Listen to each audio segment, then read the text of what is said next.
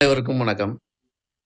நீச கிரகங்கள் ஒரு ஜாதகத்துல எந்த கிரகம் இருக்குன்னு பாருங்க. குறிப்பா உங்க லக்னாதிபதியோ, 7ஆம் அதிபதியோ, 2ஆம் அதிபதியோ இவர்கள்லாம் நீசமாச்சுன்னா, உங்க ஜாதகத்துல ஒரு வலு குறைந்த அமைப்பா இருக்கும். ஏன்னா லக்னாதிபதி நீசமாகக்கூடாது, 7ஆம் அதிபதி நீசமாகக்கூடாது. 2ஆம் அதிபதி நீசமானா வருமானம் வர்றதுல ஒரு பிரச்சனை ஏற்படும். ஆக பொதுவா ஒரு ஜாதகத்துல நீச கிரகங்கள் இல்லாமல் இருப்பது நல்லது. அப்படியே நீச கிரகம் இருந்தாலும் 6, 8, 12 அதிபதிகள் நீசமா இருக்கிறதுங்கிறது நல்ல அமைப்பு தான். மாறாக இந்த 3 பாவங்களை தவிர மற்ற கிரகங்கள் நீசமா இருந்தா, அந்த ஜாதகத்துக்கு ஒரு வலுவான தன்மை என்பது இருக்காது. காரணம் என்னன்னா, அடிப்படையில அ கெட்டவர்கள் வலுவிழந்து இருக்கலாம். நல்லவர்கள் வலுவுடன் இருக்க வேண்டும். அப்ப 6, 8, 12 இந்த 3 பாவாதிபதிகள் நீசம் அடைகிறதுங்கிறது ஜாதகத்துக்கு நல்ல அமைப்பு தான்.